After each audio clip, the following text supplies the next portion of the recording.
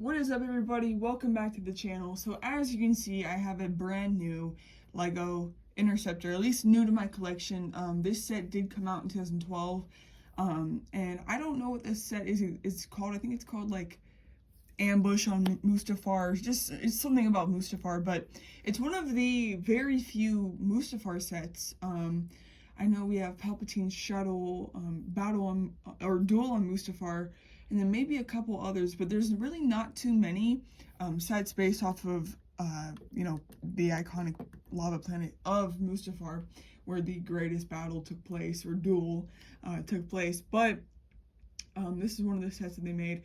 And this is Anakin's interceptor that he uses to fly to Coruscant and like say goodbye, or like I think he like say goodbye to Padme, or tried to find her or something. But yeah, and actually, now that I think about it, did he fly this because his yellow one broke?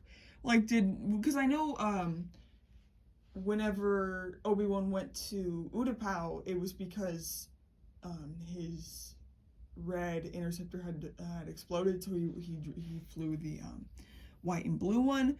As for Anakin, I'm not sure. It's kind of cool how they both got two different versions of an interceptor, and most of Anakin's vehicles are yellow, but this one is dark green, and it's a really cool color. It reminds me of Sassy Tin's Starfighter, so to have this green interceptor is very cool. I did get it off of eBay, and they took it apart, so I just had to rebuild it and everything. Got it for like $40, I think, and it came with about half the minifigures. What made it worth it to me was getting this Anakin / Darth Vader. Technically, this is Darth Vader, because at this point in the movie, he had been proclaimed to be Sith and Darth Vader, Palpatine's apprentice. So also he had the Sith yellow eyes. So I think the box calls him Anakin, but this canonically is Darth Vader. So anyways, it's a very good minifigure. Definitely one of the more expensive Anakins out there. Yeah, everything about him is just a lot darker to really show that he has fallen to the dark side. Yeah, really like that face sculpt there. And there's the other side. Yeah. And I do really like this torso. I think it's a good torso for him. The legs, it's just a little bit more basic printing, but this is a, 13-year-old set now, so yeah, not bad. I do really like this figure. It came with one of these battle droids. I believe this also came out in the Naboo Starfighter from like 2011, so I do actually have a few of these guys, but pretty cool. And then I also did get the R2-D2, and I believe I have a couple of this guy already. It's before they use like a silver design for his dome. It was just a light gray.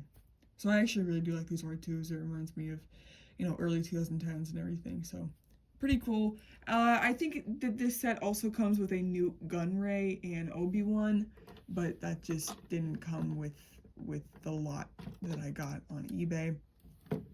It also comes with the little platform that Anakin and Obi-Wan stand on as they fight, or like the droids that they stand on while they fight in the lava. So yeah, but yeah, great minifigures. I'm really happy to own this Anakin. I've wanted that Anakin for a really long time, so that's pretty cool.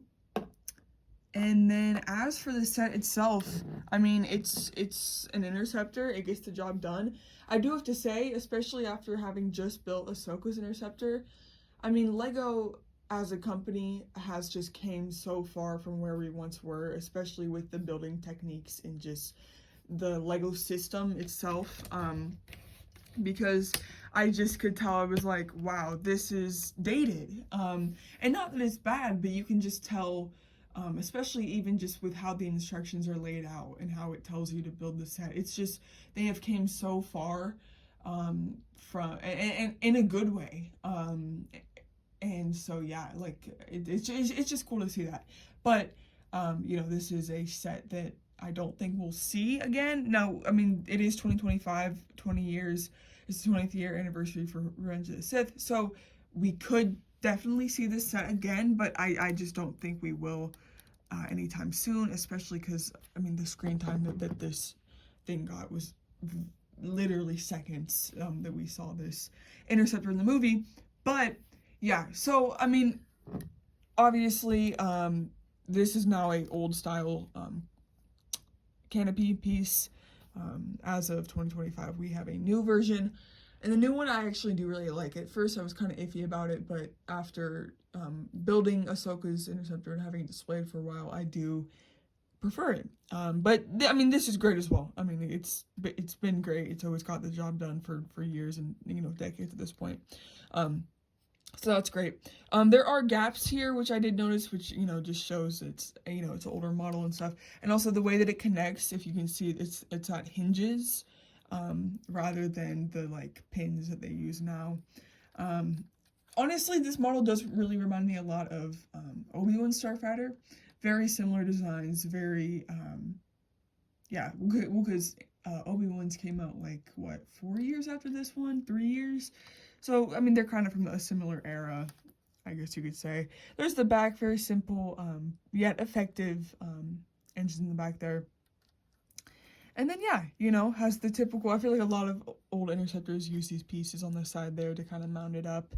It has its wings on either side. There, they've always used this piece for the wings there.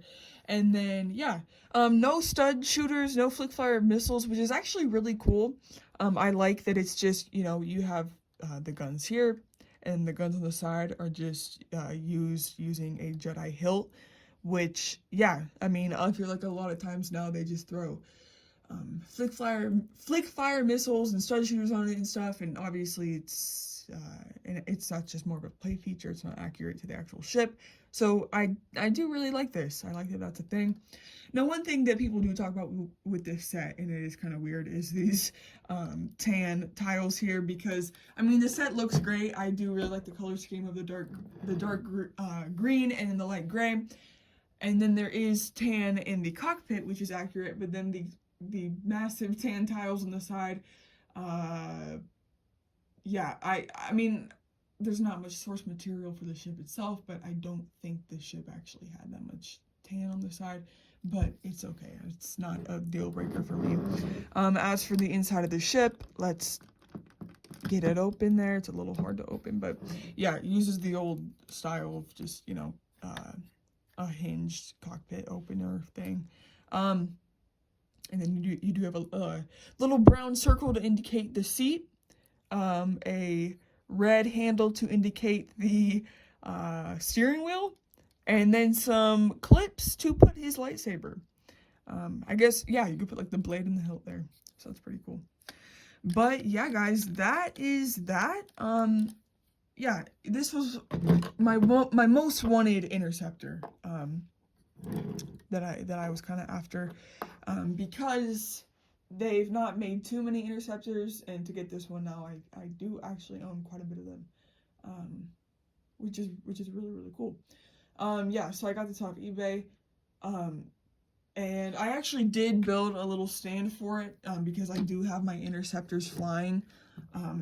This stand is a little different than the other ones I built, because I did run out of the piece that I usually use to make these stands, so I don't know. Okay, let's see if it'll hold it. Oh, it does! It does hold it. Okay, there we go. So yeah, I mean, that's how I like to display my Interceptors, like to have them flying like that. I just think it's a cooler way to have them. You know, you get to see more of the actual ship whenever it's like that. So I do really enjoy that. And I will have it displayed next to my other Interceptors that are flying next to my starships. So yeah, really, really cool. I recommend picking this set up if you are into collecting Interceptors and if you want it. But yeah, that's it for the video, guys. If you did enjoy the video, make sure to hit like, and I'll see you in the next one. Peace.